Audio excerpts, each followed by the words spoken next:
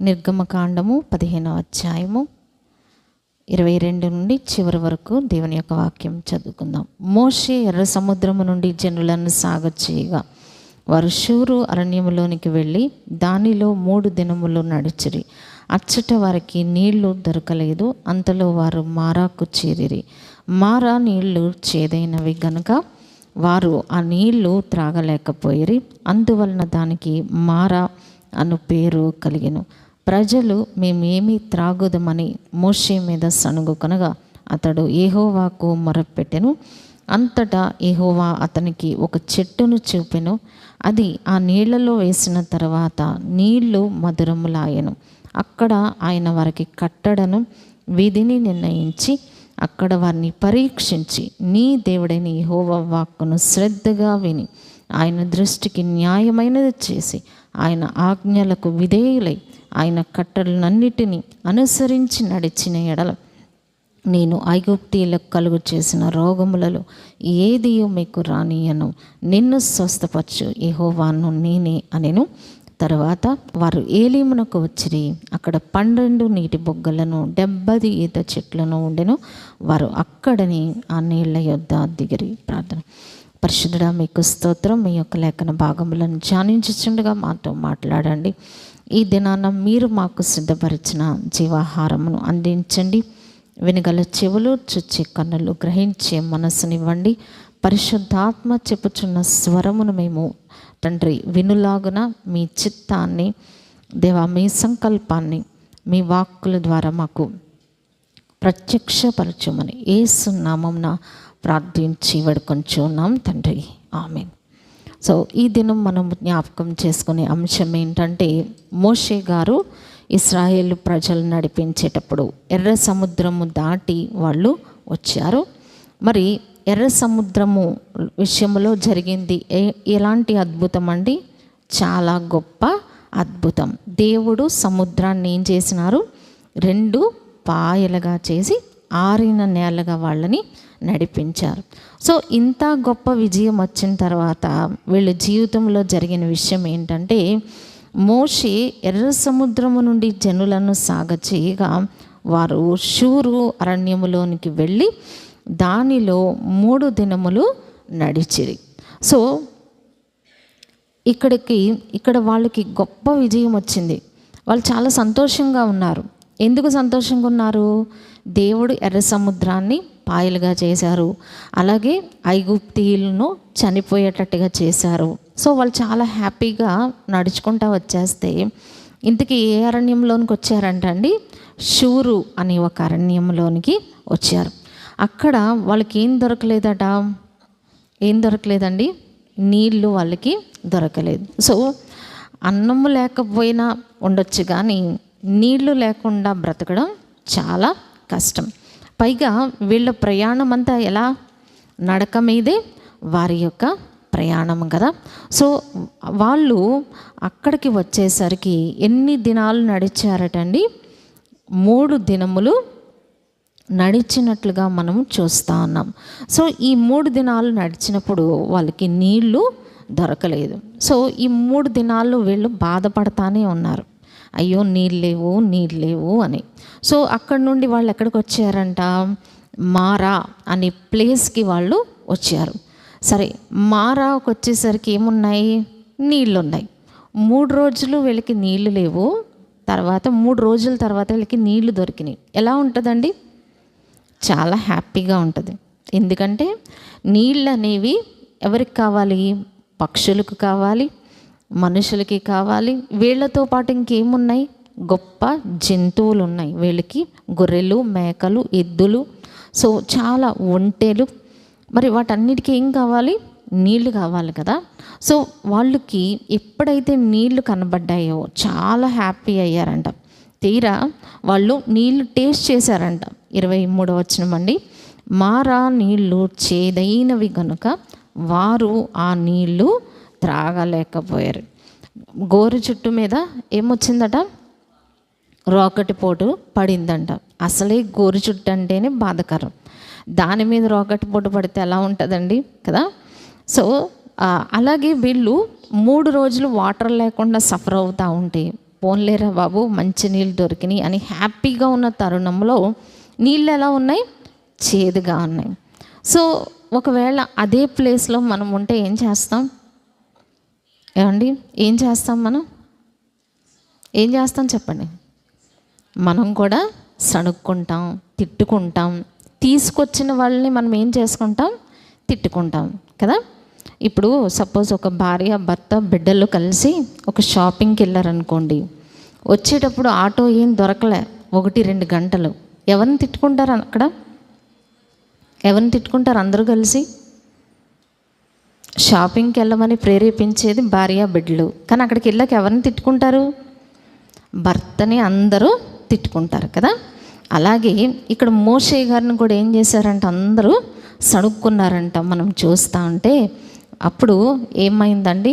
24వ వచనంలో ప్రజలు మేమేమి త్రాగుదమని మోషే మీద సణుగుకొనగా, మళ్ళా వీళ్ళు ఏం చేశారు? మొదలుపెట్టారనమాట సణుగుడు. సణుగుడు అనేది చాలా ఎలాంటిదంటే, మరి సణుగుడు యొక్క తీవ్రత అందరికీ తెలియదు, కొంతమందికి తెలుస్తుంది. ఎలాంటి వాళ్ళకి తెలుస్తుంది అంటే, ఇంట్లో సతాయించే వాళ్ళు ఉన్నారనుకోండి, చీటికి మాటికి సతాయించి ఉన్న వాళ్ళకి ఆ సణుగుడు యొక్క ప్రభావం తెలుస్తూ ఉంటుంది అన్నమాట. కొంచెం రీసౌండ్ వస్తుంది. సో సణుగుడు అంటే మనకి తెలుసు కదా. ఏదన్నా ఇప్పుడు సపోజ్ మనకి కూర టేస్ట్ బాగాలేదనుకోండి, ఆ టేస్ట్ బాగాలేనప్పుడు ఏం చేయాలి?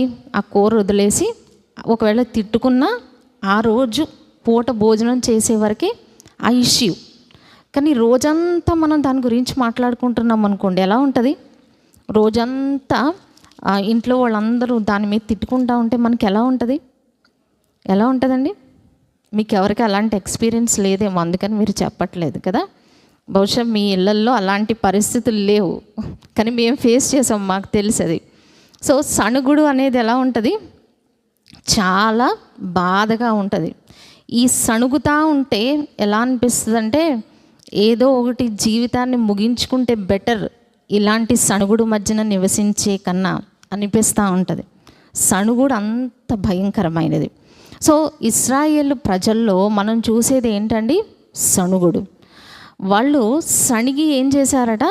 సంహారకుని చేత నశించిపోయారు. సో ఈ సణుగుడు అనేది చాలా భయంకరం. సో ఇలాగే మోషే మీద వాళ్ళు ఏం చేస్తూ ఉన్నారు? చీటికి మాటికి సణుగుతూ ఉన్నారు. అప్పుడు మోషే గారికి ఏమనిపిస్తుంది? మోషే గారికి చాలా ఎవరి మీద కోపం వస్తుంది? దేవుని మీద కోపం వస్తుంది, ఆయన మీద ఆయన కోపం వస్తూ ఉంటుంది. ఎందుకు నాకు ఈ కష్టము అని అనిపిస్తూ ఉంటుంది కదా. అలాగే కానీ ఆయన ఏం చేశారంట? మనం చూద్దాం 25వ వచనం. అతడు యెహోవాకు మొర్రపెట్టెను, అంతటా యెహోవా అతనికి ఒక చెట్టును చూపెను. సో అప్పుడు ఆయన ఏం చేశారు? మోషే గారు కూడా ఇశ్రాయేలు ప్రజల్లాగా సణుక్కున్నారండి. అయ్యో, నేను ఎందుకు ఇలా వచ్చాను? ఐగుప్తు దేశంలో ఉంటేనే నాకు బాగుండేది, కానీ వీళ్ళందరినీ నేను నడిపించుకుంటా వచ్చాను, నాకేంటి ఉపయోగం అని మోషే గారు అనుకున్నారా? ఆయన కూడా సణుక్కున్నారా ఇశ్రాయేలు ప్రజల్లాగా? సణుక్కోలేదు. ఆయన ఏం చేశారండి? ఇక్కడ మనం చూద్దాం. అతడు యెహోవాకు మొరపెట్టెను. సో మనకి కూడా ఇలాంటి శోధనలు వచ్చినప్పుడు మనం ఏం చేయాలా? మనం కూడా సణుక్కుంటాం మొదలుపెట్టాం అనుకోండి, ఒకళ్ళు ఆల్రెడీ సణుక్కుంటా ఉన్నారు, ఈ సణుగుడితో మనం కూడా సణుక్కుంటున్నాం అనుకోండి, అక్కడ కుటుంబంలో పరిస్థితి ఎలా ఉంటుంది? చాలా భయంకరంగా ఉంటుంది. కానీ మనం ఏం చేయాలి? మోషే గారిలాగా ప్రార్థన చేయాలి. సో ఇక్కడ ప్రార్థన చేసినారు. అప్పుడు ఏం జరిగిందంట? అంతటా యెహోవా అతనికి ఒక చెట్టును చూపెను. సో దేవుడు ఇక్కడ ఒక సొల్యూషన్ చెప్తా ఉన్నారు, ఒక పరిష్కారం చెప్తా ఉన్నారు. ఏంటి ఆ పరిష్కారం? ఒక చెట్టును ఆయనకి చూపించారు. చూపించినప్పుడు అది ఏం చేశారంట? అది ఆ నీళ్ళల్లో వేసిన తర్వాత నీళ్ళు మధురము లాయను. సో అంతవరకు చేదుగా ఉన్న నీళ్ళు ఈ చెట్టు కొమ్మేస్తే ఏమైందట? మధురంగా మార్చబడింది అని దేవుని యొక్క వాక్యం తెలియజేస్తూ ఉంది. సో ఈ యొక్క పాఠములో నుండి మనం ఏం నేర్చుకుంటాము అంటే, మొట్టమొదటిగా వీళ్ళకి ఏమొచ్చింది?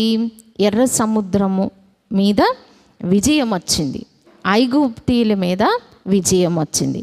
విజయం వచ్చాక ఏమొచ్చింది? వీళ్ళకి కష్టం వచ్చింది. ఏం కష్టం వచ్చింది? 3 రోజులు నీళ్ళు దొరకలేదు. సో మన జీవితాల్లో మనకి ఎప్పుడు విజయాలే ఉంటాయా? విజయాలే ఉంటాయా? విజయం తర్వాత ఏమొస్తుంది? ఏదో ఒక శోధన మనకి వస్తూ ఉంటుంది. అందుకని మనం పాడుకుంటాం కదా, ఈ లోక యాత్రలో నేను సాగొచ్చుండగా ఏముంటుందట? ఒకసారి నవ్వు, ఒకసారి ఏడుపు. రోజులో ఏం చేస్తాం? ఒకసారి నవ్వుతాం, ఒకసారి ఏడుస్తాం కదా. కొంతకాలం నవ్వుతాం, కొంతకాలం ఏడుస్తూ ఉంటాం. అంటే ఏడుపు నవ్వు కలిపిందే జీవితం కదా. అలాగే ఇక్కడ విశ్వాస జీవితంలో మనకి విజయాలే కాదు, విజయము తర్వాత కూడా ఏమొస్తుందండి? శోధనలు వస్తూ ఉంటాయి.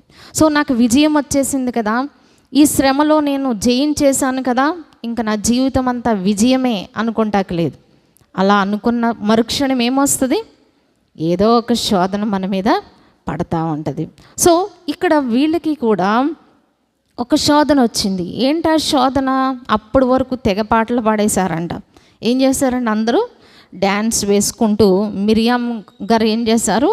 ఆ కంజరి తీసుకొని ఆవిడ డ్యాన్స్ వేస్తూ పాటలు పాడితే అందరూ కూడా డ్యాన్స్ చేశారు. ఏమని?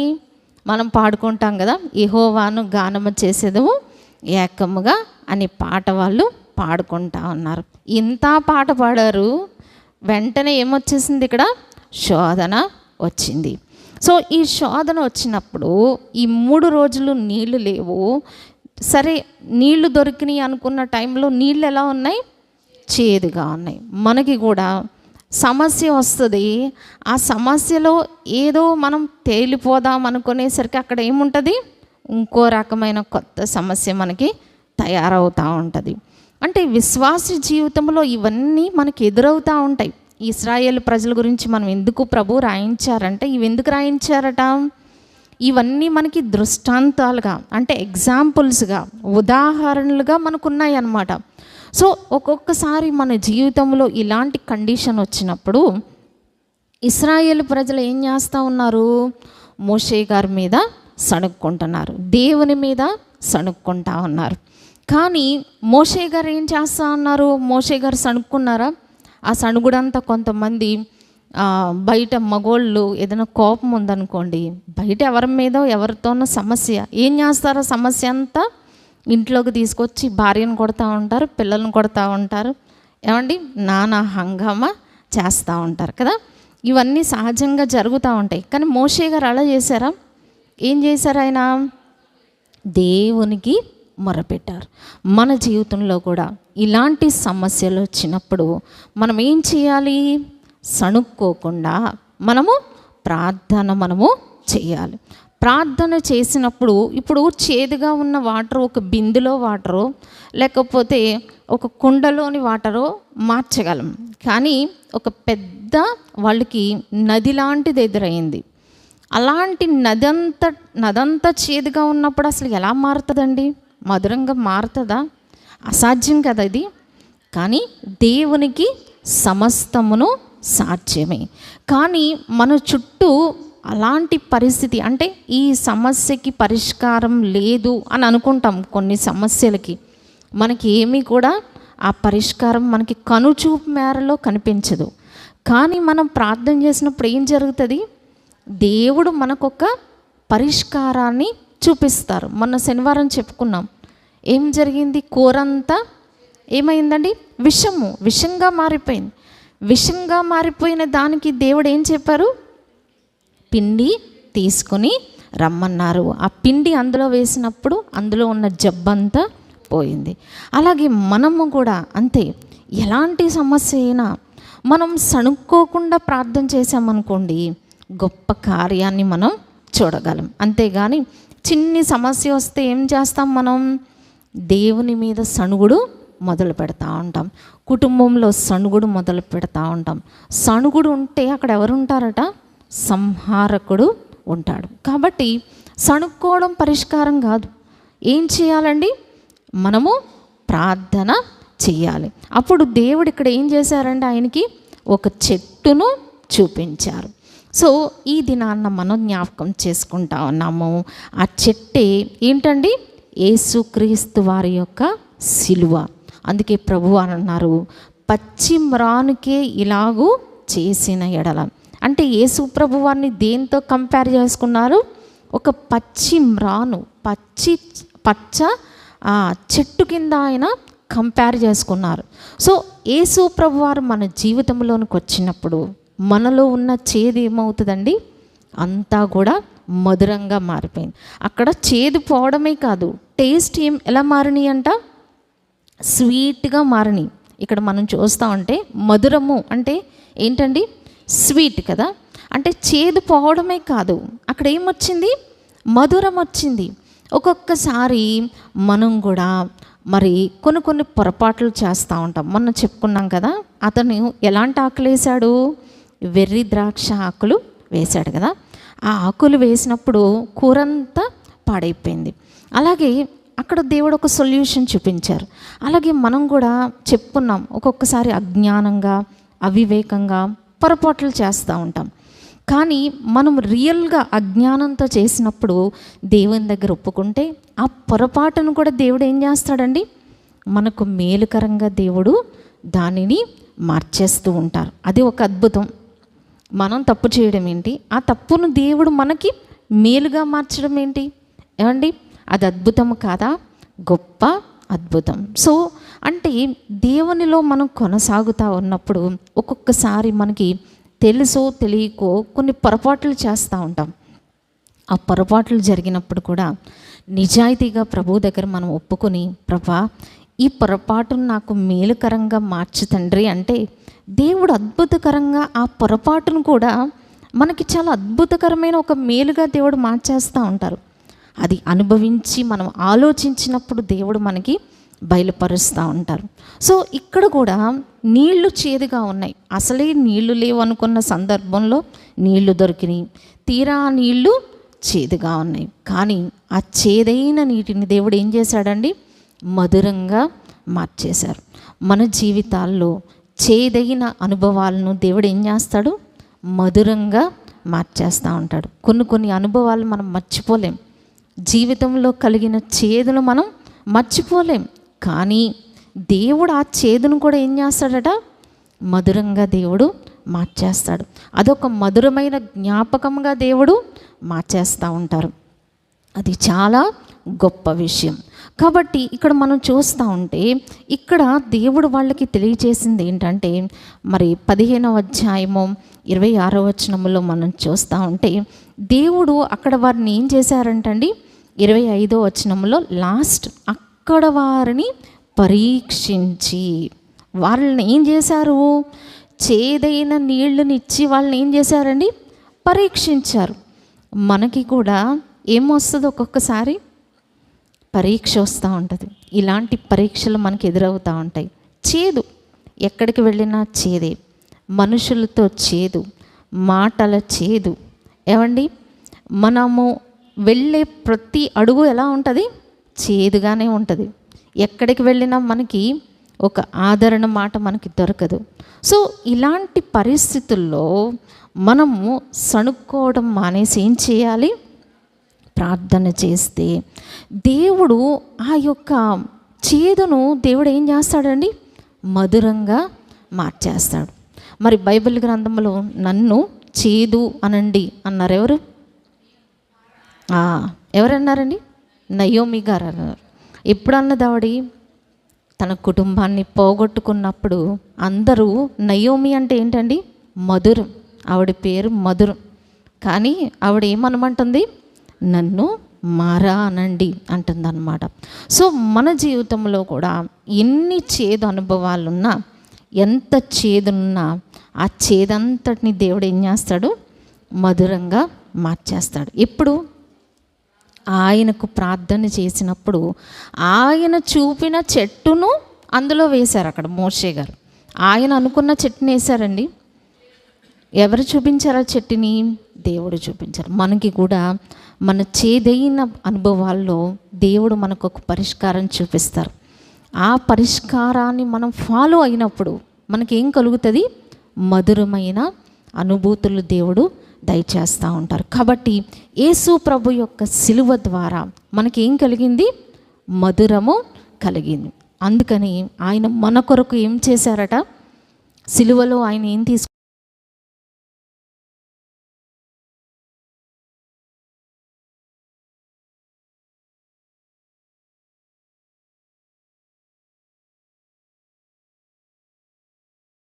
మరి యేసు ప్రభు వారికి ఎలాంటి అనుభవం ఎదురైంది? దాహము అని చెప్పినా కానీ ఆయనకి ఏమి ఇవ్వలేదండి? మంచినీళ్ళు కూడా ఇవ్వలేదు. ఆయనకి ఏమి ఇచ్చారు? చేదు చిరక. సో మన కొరకు ఆయన ఏం చేశారండి? చేదును ఆయన అనుభవించారు. ఎందుకు చేదును అనుభవించారు? మన జీవితాలను మధురముగా మార్చడానికి, మన చేదును, మన పాపపు విషమును ఆయన ఏం చేశారు? మన కొరకు త్రాగారు. కాబట్టి ఆ క్రీస్తు యొక్క సిలువను మనం జ్ఞాపకం చేసుకుంటూ, యేసు ప్రభు వారు మన కొరకు చేసిన త్యాగాన్ని మనం జ్ఞాపకం చేసుకుంటూ ఉన్నప్పుడు మన జీవితంలో ఏం పోతుందండి? చేదు అనేది పోతూ ఉంటుంది అన్నమాట. కాబట్టి ఈ యొక్క మారా అనుభవము వాళ్ళకి ఎలా మారింది? మధురంగా మారింది. సో ఇక్కడ దేవుడు వాళ్ళని ఏం చేశారట? పరీక్షించారు. మనల్ని కూడా దేవుడు ఏం చేస్తారు? మనం పాడుకుంటాం కదా, మారాను పోలిన చేదైన స్థలముల ద్వారా పోవలసి ఉన్నానేమి. సో కొన్నిసార్లు మనల్ని దేవుడు ఎక్కడి నుండి నడిపిస్తారు? మారాకు నడిపిస్తూ ఉంటారు. మారాలో ఏముంటుంది? అంతా చేదే కదా. అంటే ఇలాంటి సందర్భాలు జీవితంలో మనకి ఎదురవుతూ ఉంటాయి. నాకే ఎందుకు ఎదురవ్వాలి? నేనెందుకు ఇలాంటి సమస్యలు ఎదుర్కోవాలి అంటే దేవుడు అక్కడ వాళ్ళని ఏం చేశారు? పరీక్షించారు. ఒక్కొక్కసారి దేవుడు మనల్ని కూడా ఏం చేస్తారు? పరీక్షిస్తారు. పరీక్ష వచ్చిందంటే దాని అర్థం ఏంటి? ఇంకొక మెట్టును మనం పైకెక్కుతూ ఉంటాం. అంటే దేవుడు మనల్ని పైకెక్కించడానికి ఏం చేస్తారు? పరీక్షలు దేవుడు ఇస్తారు. ఈ పరీక్షలో కనుక మనం పాస్ అవ్వమంటే మనకేమొస్తుంది? ప్రమోషన్ వస్తుంది అన్నమాట. మనల్ని దేవుడు ఇంకా ఉన్నతమైన స్థానములోనికి మనల్ని తీసుకెళ్తారు. కాబట్టి ఇక్కడ ఇంత వీళ్ళు జరిగిన తర్వాత ఏం జరిగిందంట? 27వ వచనం ఫైనల్గా మనం చదువుకొని ముగించుకుందాం. తరువాత వారు ఏలీమునకు వచ్చిరి. అక్కడ ఏమున్నాయండి? 12 నీటి బొగ్గలు, 70 ఈత చెట్లు. అంటే ఇంత చేదైన అనుభవం మళ్ళీ ఎక్కడికి వచ్చేసారు? ఏలీముకి వచ్చేసారు. ఏలీములో ఏమున్నాయి? 12 ఈత చెట్లు, 12 నీటి బొగ్గలు, 70 ఈత చెట్లు. అంటే అక్కడ ఏముంది? సమృద్ధి. సో చేదైన అనుభవం ఎన్ని రోజులు ఉంది అక్కడ? కేవలం 3 రోజులే. కానీ ఇక్కడికి వచ్చేసరికి ఏమొచ్చింది? సమృద్ధి వచ్చింది. అంటే చేదైన అనుభవంలో కూడా మనం నమ్మకంగా ఉంటే దేవుడు ఎక్కడికి నడిపిస్తారండి? ఏలీముకు మనలను నడిపిస్తారు. ఈ దినం మనం ఒకవేళ మారాలో ఉన్నామేమో, మారాని మధురంగా మార్చిన దేవుడు ఆ మారా నుండి మనల్ని ఎక్కడికి తీసుకొస్తారు? ఏలీమునకు తీసుకుని ఆయన వస్తారు. ఏలీములో ఏముంది? అంతా సమృద్ధే. సో మన జీవితంలో కొన్నిసార్లు చేదుకరమైన విషయాలు ఎదురైన అది ఎలాంటిదండి? తాత్కాలికమే. సో ఆ తాత్కాలికమైన ఆ పరీక్షలో మనం ఏం చేయాలి? విజయాన్ని పొందాలి. అంతేగాని సణుక్కున్నామా అక్కడ మనం ఫెయిల్ అయిపోయినట్టే. సో మనం ఏం చేయకూడదు? సణుక్కోకూడదు. కానీ మోషే గారు ఏం చేశారండి? ప్రార్థన చేశారు. సో ఆ మారాను జయించడానికి దేవుడు మనకి ఏం చేస్తాడు? సహాయము చేసేవారుగా ఉన్నారు. సో ప్రభు అట్టి కృపలు మనందరికీ దయచేయును గాక.